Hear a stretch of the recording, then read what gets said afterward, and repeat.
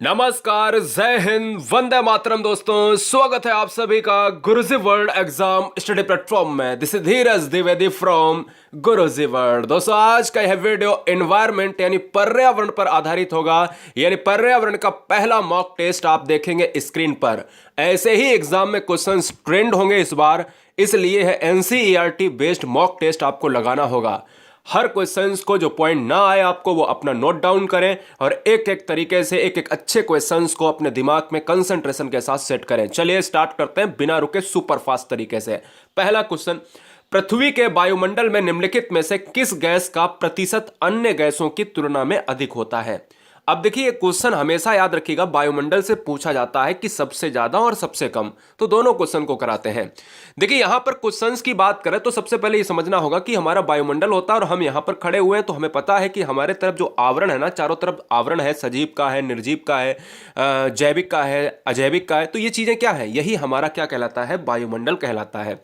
लेकिन यार, इस वायुमंडल में हमारी सबसे ज्यादा गैसेस कौन सी होती हैं? तो आप सभी कहोगे सर सबसे ज्यादा अधिक पूछा है तो हमारा नाइट्रोजन हो जाएगा। आप सभी को यह भी पता होगा कि नाइट्रोजन 78% होता है। अगर एग्जैक्ट वैल्यू पूछा जाए तो 78.09% होता है। क्लियर है? चलें आगे। चलिए थोड़ी सी व्याख्या और करेंगे, लेकिन क्वेश्चन नंबर 2 में हम इसकी व्याख्या करेंगे। देखिए, पृथ्वी के वायुमंडल में निम्नलिखित में से किस गैस का प्रतिशत अन्य गैसों की तुलना में सबसे अधिक है? वो हमने देखा नाइट्रोजन। अब हमसे कह रहा है सबसे कम है। ठीक है ना? अब याद रखिएगा दोस्तों, यहां पर कम और अधिक दोनों को अच्छे से देखो। अधिक तो सबको पता होता है, नाइट्रोजन हो 78% होता है। लेकिन कम के लिए मुझे यहां पर ऑप्शंस पर थोड़ा सा डिटेल जाना पड़ेगा। जैसे 78%, अगर इनको निकालोगे नहीं तब तक आप आंसर लगा नहीं पाओगे। तो यहां पर 21% होता है, आप सभी को पता है।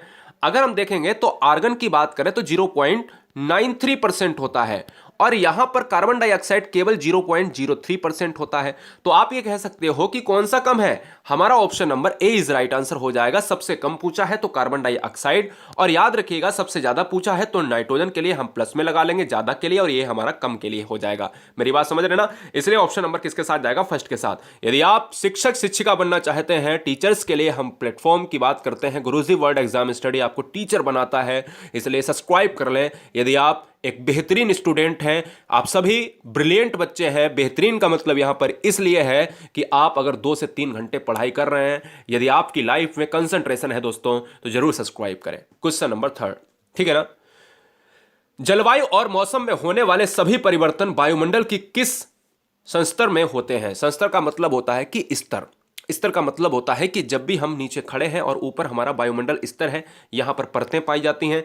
हम ऊपर जाते हैं तो परतों के नाम चेंज होते रहते हैं और उनके तापमान भी चेंज होते रहते हैं। आपको पता है, जलवायु और मौसम में होने वाले सभी परिवर्तन वायुमंडल की किस स्तर में होते हैं? तो आंसर किसके साथ चला जाएगा? क्षोभ मंडल के साथ चला जाएगा।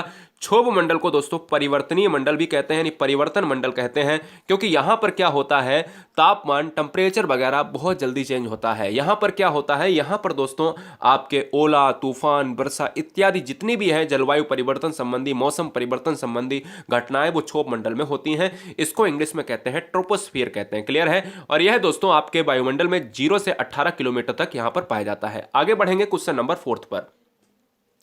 वायुमंडल के अगर हम देखें बात यहां पर क्वेश्चन नंबर 4 में, पृथ्वी के वायुमंडल की किस परत में ओजोन की परत होती है? अब ये क्वेश्चन मैंने ओजोन वाला अभी जो चैप्टर ऊपर पढ़ाया था तो आपको बताया है ना? अगर आपको एनवायरमेंट का पूरा प्लेलिस्ट डिटेल में पढ़ना है तो नीचे लिंक आपके स्क्रीन पर है। लेकिन दोस्तों, ये पूरा मॉक टेस्ट आप सभी लगाएं। तो इस क्वेश्चन का राइट आंसर जाएगा समताप मंडल के साथ। क्यों? क्योंकि यह दोस्तों स्ट्रेटोस्फीयर इसको इंग्लिश में कहते हैं, और स्ट्रेटोस्फीयर बोले तो समताप मंडल, और समताप मंडल में ही हमारी क्या है, ओजोन परत है। ओजोन का जो सिंबल होता है वो O3 होता है। O3 कैसे बना है? O3 बना है ऑक्सीजन के अणुओं से बना है। O2 + O = O3 से मिलकर बना है। तो इसलिए इस क्वेश्चंस को भी याद रखना है। याद रखना है ये भी आपको कि ओजोन परत जो है समताप मंडल में पाई जाती है, और यह समताप मंडल होता है 0 से 32 किलोमीटर से 50 किलोमीटर तक का रेंज होता है, ये समताप मंडल होता है। ठीक है ना? क्लियर है ना? कोई दिक्कत, कोई डाउट नहीं होना चाहिए। चलें आगे। बिल्कुल। क्वेश्चन नंबर 5, ज्वालामुखी पर्वतमाला सामान्यतः कहां पाई जाती है? अब देखिए, ज्वालामुखी पर्वतमाला अगर देखा जाए तो सबसे ज्यादा पूछ रहा है प्रशांत महासागर, अटलांटिक ओशियन की बात कर रहा है, हिंद ओशियन की बात कर रहा है, आर्कटिक महासागर की बात कर रहा है। तो दोस्तों इस क्वेश्चन का जो राइट आंसर जाएगा वो ऑप्शन नंबर फर्स्ट के साथ चला जाएगा, प्रशांत महासागर। यहां पर क्या है, वेल्केनोज की बात करता है तो सबसे ज्यादा यहां पर इसका जो है लेखा जोखा मिलता है। ज्वालामुखी क्या होता है? ज्वालामुखी वो होता है जो ताप दाब परिवर्तन के अनुसार हमारी जो पृथ्वी आग उगलने लगती है, यही देसी भाषा में समझिएगा। यानी पृथ्वी का जो फूटना क्या है, क्रेटर से बाहर जो लावा या मैग्मा आता है वही दोस्तों क्या है, ज्वालामुखी परिवर्तनीय क्रियाएं हैं। यह एक प्राकृतिक आपदा है। आगे हम बात करेंगे क्वेश्चन नंबर 6, ज्वालामुखी से निकलने वाले। अब क्वेश्चन नंबर 5, क्वेश्चन नंबर 6 और क्वेश्चन नंबर 7 तीनों क्वेश्चन ज्वालामुखी से हैं। ये क्वेश्चन एग्जाम में ट्रेंड करते हैं। जैसे ज्वालामुखी से निकलने वाले जो पिघले लावा की बात करता है, अगर पिघला हुआ लावा है यह ठोस कण से बनी चट्टान किसका उदाहरण है? अब देखो यह क्वेश्चन बहुत इंपॉर्टेंट है। हमसे यह कहता है कि ये बताओ चट्टानों को कितने भागों में बांटा गया? तो 3 भागों में बांटा गया। एक आग्नेय चट्टान होती है, एक अवसादी चट्टान होती है और एक क्या होती है, एक होती है आपकी रूपांतरित चट्टान। ये आपको सभी को पता होगा, लेकिन आप सभी को याद रखना है कि जब भी हम बात करते हैं कि अवसादी चट्टान, अवसादी चट्टान बोले तो अवसादों से बहाकर लाई जाने वाली जो चीजें हैं, जैसे नदियों से जो चीजें मिलकर बनती हैं वो अवसादी चट्टानें कहलाती हैं। क्लियर है? ऐसे ही क्या होता है, जब भी लावा की बात आए, निकले लावा यानी लावा की बात आए, तो आप ऑप्शन नंबर ए लगाइएगा हमेशा। आप कैसे याद रखोगे? आग्नेय, आग्नेय से आपको याद रखना है कि आग, ठीक है ना, याद रखना है। और वही इसका मतलब भी होता है, कोई ट्रिक नहीं है। आग्नेय नाम कैसे पड़ा? आग से। और आग कैसे होगा? जब भी ज्वालामुखी का परिवर्तन होगा, चेंजमेंट होगा, लावा होगा, है ना।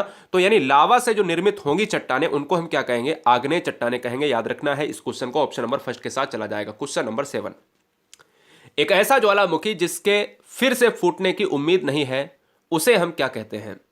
अब देखिएगा, ज्वालामुखी होती है 3 तरीके की। एक सक्रिय ज्वालामुखी होती है, एक होती है आपकी प्रक्षुब्ध ज्वालामुखी और एक होती है मृत ज्वालामुखी।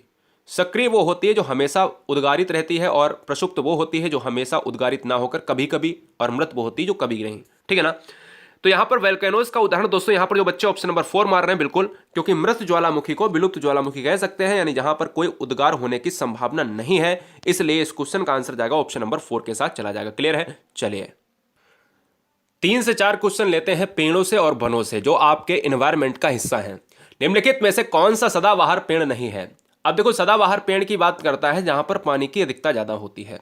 अब पानी की अधिकता ज्यादा होती है तो उसमें आएंगे नीम आएगा, सहतूत आएगा, बबूल आएगा, लेकिन क्या ना, इमली नहीं आएगी। याद रखिएगा, सदाबहार वृक्ष अगर क्वेश्चन, अब देखो ये क्वेश्चन गलत हो रहे हैं, 9 10 11 गलत हो जाए तो परेशान होने की जरूरत नहीं है। सीखोगे क्या? अंतर्यामी तो हो नहीं, एकदम से ज्ञान प्राप्त हो जाएगा। तो इसलिए याद रखिएगा, एक आपका जो पृथ्वी इलाका है, पृथ्वी में आपको सबसे ज्यादा जो वर्षा होती है वो 0 डिग्री पर होती है। यहां से क्या होती है, 200 से आपको 600 सेंटीमीटर तक वर्षा होती है, ठीक है ना, प्रति वर्ष। ठीक है। और यहां पर रोजाना जो है 1 से लेकर 5 बजे के बीच में, दोपहर 1 से लेकर शाम के 5 बजे के बीच में रोजाना पानी बरसता है। तो आप याद रखो कि जब रोज पानी यार बरसेगा तो बढ़िया तरीके से यहां पर क्या होगा, बारिश होगा, और बढ़िया तरीके से क्या होगा, यहाँ के पेड़ पौधे फूलेंगे और फलेंगे, है ना। तो यार याद रखिएगा, सदाबहार में आपकी इमली नहीं आती है। और इमली की बात करें तो यहां पर किसमें आती है, ये हमें कमेंट बॉक्स में जरूर बताएं। आगे हम बात करें क्वेश्चन नंबर 10। ये बहुत सिंपल क्वेश्चन है, थोड़ा सा अगर दिमाग लगाओगे तो पता चल जाएगा। जैसे राजस्थान इलाके से ये क्वेश्चन है, कटेली झाड़ियां पाई जाती हैं गर्म तथा आर्द्र विषुवतीय जलवायु, गर्म तथा शुष्क मरुस्थलीय जलवायु में, या फिर शीतल ध्रुवीय जलवायु से, या फिर इनमें से कोई नहीं। तो यार बहुत सिंपल है। कटीली झाड़ियों की बात करें तो यार सिंपल सी बात है कि जहां पर कांटे होंगे। और कांटे कैसे होते हैं? कांटे दोस्तों उसी पेड़ में होंगे जहां पर उसे पानी की कमी महसूस होगी। जैसे जैसे आपका राजस्थान का इलाका जो होता है वो गर्म होता है और मरुस्थलीय इलाका होता है। वहां के जो पेड़ हैं वो अपनी पत्तियों में कैसे चेंज हो गए हैं? कांटों में चेंज हो गए हैं। अब जैसे आप खेतों के पास जाते होगे तो आपको बेर का जो है पेड़ मिलता होगा, पौधा मिलता होगा, तो उसमें कांटे होते हैं। क्यों? क्योंकि उसको पानी की कम जरूरत होती है। जिसको पानी की कम जरूरत होगी, समझ लो उस पेड़ में क्या होंगे? कांटे होंगे। या जिस पेड़ में कांटे होंगे उसको पानी की कम जरूरत होगी। यह बात दिमाग में फीड कर लेना। इस तरीके का आंसर ऑप्शन नंबर 2 के साथ चला जाएगा। आगे हम बात करें क्वेश्चन नंबर 11। निम्नलिखित में से भारत का कौन सा उष्ण कटिबंधीय सदाबहार वन से ढका हुआ है? बहुत अच्छा क्वेश्चन है, हो सकता है गलत हो जाए, कोई बात नहीं। अब देखिएगा दोस्तों, यहां पर जो भारत है यहां पर अगर हम भारत की बात करें तो दोस्तों यहां पर एक सिंबल ऐसे बना दिया मैंने। ये क्या है, ये आपका है पश्चिमी घाट और ये है हमारा पूर्वी घाट। ये पश्चिमी घाट है और ये हमारा पूर्वी घाट है। अब वर्षा जहां पर ज्यादा होगी वहां पर सदाबहार वन अच्छे से होंगे, ये बात तय है, ये बात आप सभी जानते हो। जो बच्चे ऑप्शन नंबर 3 मार रहे हैं बिल्कुल सही है, क्योंकि देखिएगा जो पश्चिमी घाट है भारत का, यानी ये वाला इलाका, यहीं से भारत का मानसून जो है इंटर करता है केरल से, और यहां पर जो वर्षा होती है ना, यहां पर और पूर्वी इलाके में जो वर्षा होती है भारत में 200 सेंटीमीटर से अधिक होती है, और जो 200 सेंटीमीटर से अधिक वन होते हैं वो दोस्तों सदाबहार वन कहलाते हैं। इसलिए राइट आंसर किसके साथ चला जाएगा, ऑप्शन नंबर 3 के साथ चला जाएगा। आगे हम बात करें क्वेश्चन नंबर 12। भारत के किस राज्य में सर्वाधिक वन है? अब देखिएगा हमारे पास ऑप्शंस 4 है, उत्तराखंड, मध्य प्रदेश, केरल या उत्तर प्रदेश। तो इस क्वेश्चन का जो राइट आंसर जाएगा वो ऑप्शन नंबर 2 के साथ चला जाएगा। मध्य प्रदेश इसलिए आंसर हो जाएगा क्योंकि एमपी एक ऐसा क्षेत्र है जहां पर क्षेत्रफल के अनुसार, एरिया के अनुसार हमारे क्या हो जाएंगे, वन सबसे ज्यादा है।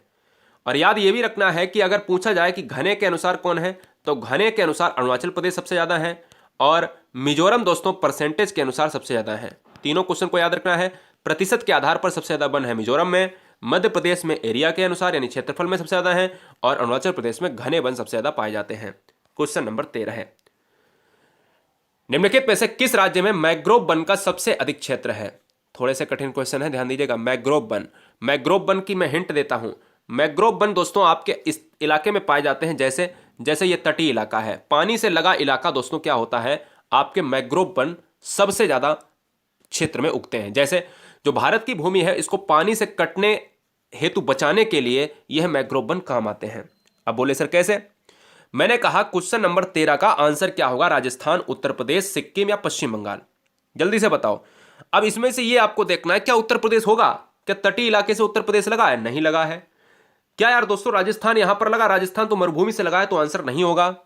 अब हमें यह बताओ कि क्या सिक्किम और पश्चिम बंगाल से आंसर होगा? तो आप ये कहोगे आसानी से कि सर बिल्कुल आंसर हो जाएगा, क्योंकि option number 4 is right answer. Paschim Bangal का इलाका, ये कोलकाता वाला हुगली तट वाला इलाका बिल्कुल लगा हुआ है ना, ममता बनर्जी वाला क्षेत्र। तो इसलिए राइट आंसर किसके साथ चला जाएगा, ऑप्शन नंबर 4 के साथ चला जाएगा कि नहीं चला जाएगा, बताइए। ठीक है, चलिए अगला प्रश्न है कि पृथ्वी के कार्बन चक्र में कार्बन डाइऑक्साइड की मात्रा को नहीं बढ़ाता है। ऐसा कौन सा ऑप्शन है जो कार्बन डाइऑक्साइड की मात्रा को नहीं बढ़ाता है? प्रकाश संश्लेषण, हरित गृह प्रभाव, या फिर बोथ, या फिर नन ऑफ दीज। तो बहुत सिंपल सा प्रश्न है दोस्तों, क्योंकि यार प्रकाश संश्लेषण होता है ये पृथ्वी के लिए यानी एनवायरमेंट के लिए हमारा सकारात्मक है, यानी ये नेगेटिव प्रभाव नहीं डालता है। भाई प्रकाश संश्लेषण जो होगा वो option number 1 is right answer, क्योंकि यह दोस्तों कभी भी एनवायरमेंट को प्रदूषित नहीं करेगा, या गैसेस की मात्रा को नहीं बढ़ाएगा, या टेम्परेचर को नहीं बढ़ाएगा। हरित गृह प्रभाव को हम कहते हैं ग्लोबल वार्मिंग, ये सब चीजों को डिसबैलेंस करेंगे। आगे हम बात करेंगे क्वेश्चन नंबर 15। संयुक्त राष्ट्र पर्यावरण कार्यक्रम, जिसको हम कहते हैं यूएनईपी। यूएनईपी की बात करें तो यहां से 2 क्वेश्चन बनते हैं। यूएनईपी कहां पर, इसका मुख्यालय कहां पर है, और यूएनडीपी क्या है, उसका फुल फॉर्म क्या है, और जो है इस कार्यक्रम की स्थापना कब हुई? संयुक्त राष्ट्र पर्यावरण कार्यक्रम यानी UNEP, United Nation Environment Programme की स्थापना कब हुई? तो आंसर जाएगा 1972 के साथ, यानी इस क्वेश्चन का ऑप्शन नंबर चला जाएगा किसके साथ, डी के साथ। अब बात करते हैं यूएनईपी। यूएनईपी का फुल फॉर्म होता है United Nation Environment Programme. UNEP दोस्तों और यूएनडीपी में फर्क समझ लीजिएगा, एक होता है यूएनडीपी और एक होता है यूएनईपी। ये यहां पर केवल इतना फर्क है, एनवायरनमेंट प्रोग्राम है और यहां पर डेवलपमेंट प्रोग्राम है। यहां दोस्तों अगर बात करें तो इसका मुख्यालय है यूएसए में, न्यूयॉर्क में है, और इसका मुख्यालय है दोस्तों नैरोबी में है, यानी नैरोबी पड़ता है आपका केन्या में। दोनों को लिख लीजिएगा, दोनों बहुत इंपॉर्टेंट है, ठीक है ना। यूएनडीपी दोस्तों है डेवलपमेंट प्रोग्राम, न्यूयॉर्क अमेरिका में है, दोनों लिखना, न्यूयॉर्क अमेरिका में है, और यूएनईपी नैरोबी केन्या में है। आगे हम बात करेंगे, इस क्वेश्चन का राइट आंसर जाएगा ऑप्शन नंबर 4 के साथ। इस क्वेश्चन नंबर 16 की बात करें, विश्व में सबसे ऊंचा जलप्रपात कौन सा है? जरा लॉक कीजिएगा, जलप्रपात कौन सा है? तो याद रखना है कि गरसोप्पा जलप्रपात, हुंड्रू जलप्रपात, एंजल जलप्रपात, या फिर कोकलक जलप्रपात। तो इस क्वेश्चन का राइट आंसर किसके साथ? जो बच्चे ऑप्शन नंबर मार रहे हैं ए, वो पूरी तरीके से क्या है, पूरी तरीके से गलत है। याद रखिएगा, हमसे विश्व पूछा था तो हमें एंजल जलप्रपात मारना था। हमसे अगर भारत पूछता तो भारत हमारा ऑप्शन नंबर ए के साथ चला जाता। गरसोप्पा जलप्रपात को कहा जाता है क्या? जल्दी से बताएगा, गरसोप्पा जलप्रपात को और क्या कहा जाता है? क्या कहा जाता है, यह कमेंट करके हमें होमवर्क में बताइएगा कि गरसोप्पा जलप्रपात का नाम क्या है? चलो मैं ही बता देता हूं, इसका नाम है जोग जलप्रपात है, ठीक है ना। जोग जलप्रपात है। अगर क्वेश्चन में पूछे किस नदी पर है तो शरावती नदी पर है। तो फिलहाल इस क्वेश्चन का जो राइट आंसर जाएगा वो ऑप्शन नंबर सी जाएगा। भारत में अगर पूछे, कल को भारत भी पूछ सकता है, तो आप मारिए गरसोप्पा, ठीक है। आगे हम बात करें क्वेश्चन नंबर 17। 17 देखिएगा, 17 देखिएगा दोस्तों। क्वेश्चन कह रहा है आपसे, आपसे ये कह रहा है कि ये बताओ कि गिरसेर परियोजना किस राज्य में अवस्थित है? महाराष्ट्र में, उत्तर प्रदेश में, मध्य प्रदेश में, गुजरात क्षेत्र में। 17 नंबर का आंसर क्या हो जाएगा? बहुत सिंपल है, 17 नंबर का आंसर चला जाएगा ऑप्शन नंबर किसके साथ? फर्स्ट के साथ जाएगा क्या? नहीं, फोर्थ के साथ चला जाएगा। बिल्कुल सिंपल था, क्योंकि गिर गुजरात में है और यह दोस्तों किसके लिए प्रसिद्ध है? शेरों के लिए। और कौन से शेरों के लिए? एशियाई वाले लाइंस के लिए, एशियाटिक लाइन, ठीक है ना। तो एशियाटिक लाइन के लिए यहां पर प्रसिद्ध है, ऑप्शन नंबर 4 के साथ जाएगा। गुजरात में एक और चीज आपको याद रखनी है कि गुजरात में आपका क्या है? गुजरात क्षेत्र में कच्छ के रण में एक ऐसा अभ्यारण्य है जो जंगली गधे के लिए, जिसको खर कहा जाता है, जंगली गधे के लिए प्रसिद्ध है, इसलिए ऑप्शन नंबर जाएगा 4 के साथ। आगे बात करेंगे क्वेश्चन नंबर 18। WWF से आशय क्या है? World wild life fund, world wide fund, world war fund या फिर वर्ल्ड वॉच फंड? बहुत सिंपल सा क्वेश्चन है दोस्तों। तो इस क्वेश्चन में ऑप्शन नंबर किसके साथ चला जाएगा? Option number A is right answer, world wild life fund is right answer. चलेंगे क्वेश्चन नंबर नेक्स्ट पर। मोहिनीअट्टम नृत्य रूप का विकास निम्नलिखित में से किस राज्य में हुआ? अगर मोहिनीअट्टम की बात करें तो क्या ओडिशा से हो जाएगा, कर्नाटक से हो जाएगा, तमिलनाडु से होगा या फिर केरल क्षेत्र से होगा? तो याद रखिएगा, मोहिनीअट्टम रूप का जो विकास हुआ है वह दोस्तों यहां पर आंसर ऑप्शन 4 के साथ जाएगा। मोहिनीअट्टम हमारा केरल से है, जबकि भरतनाट्यम हमारा तमिलनाडु से है। अच्छा, जल्दी से बताइएगा कि भरतनाट्यम किस राज्य से संबंधित है? तो यार देखो, सिंपल सी बात मैंने अभी आपसे बताया कि भरतनाट्यम तमिलनाडु से। कल को मैंने ये क्वेश्चन क्यों कर दिया? कल को यहां पर एक क्वेश्चन आ सकता है कि भरतनाट्यम जो है किससे संबंधित है, भरतनाट्यम किससे संबंधित है? तो भरतनाट्यम आप केरल मारोगे कल, है ना। तो इसलिए तमिलनाडु में याद रखना है कि तमिलनाडु आपका भरतनाट्यम है, BH लिख दे रहे हैं। और केरल की बात करें, मोहिनीअट्टम है। तो फिलहाल इस क्वेश्चन का राइट आंसर डी जाएगा। आगे हम बात करें कुचिपुड़ी। कुचिपुड़ी बहुत बार पूछा गया है। कुचिपुड़ी किस नृत्य की बात करता है, किस राज्य नृत्य की शैली है? जरा जवाब दीजिएगा। बहुत बढ़िया, क्या बात है। अब देखिए, कुचिपुड़ी जो राज्य है ना, यह संबंधित है आपका आंध्र प्रदेश से। और आंध्र प्रदेश आप सभी जानते हो कि आंध्र प्रदेश तेलंगाना से 2014 में अलग हुआ था। आंध्र प्रदेश एक क्वेश्चन और बनाता है, आपसे ये कहता है कि ये बताओ कि लैंग्वेज के आधार पर, भाषा के आधार पर अलग होने वाला राज्य कौन सा है? तो आंध्र प्रदेश हो जाएगा। आगे हम बात करेंगे 21। काटोपैक्सी एक जागृत ज्वालामुखी है जो अवस्थित है। काटोपैक्सी एक जागृत ज्वालामुखी है। पहला क्वेश्चन तो यहीं पर बन गया। क्वेश्चन में ये बन गया कि क्वेश्चन कल को ये भी पूछ सकता है कि ये बताओ निम्नलिखित में से सक्रिय ज्वालामुखी का उदाहरण कौन सा है? अभी मैंने ऊपर बताया ना कितने प्रकार की ज्वालामुखी पाई जाती हैं। सक्रिय ज्वालामुखी का दूसरा नाम होता है जागृत, मतलब जो पूरे साल हमेशा सक्रिय रहती हैं। ज्वालामुखी का उदाहरण कौन सा है? काटोपैक्सी है। पहला क्वेश्चन बन गया। काटोपैक्सी कहां पर है? तो काटोपैक्सी जो बच्चे यहां पर सिसली द्वीप मार रहे हैं वो पूरी तरीके से गलत हैं। और अगर एंडीज अगर आप ऑप्शंस पर क्लिक कर रहे हैं तो बिल्कुल क्या है, आप सही हैं। आगे बढ़ेंगे क्वेश्चन नंबर 22।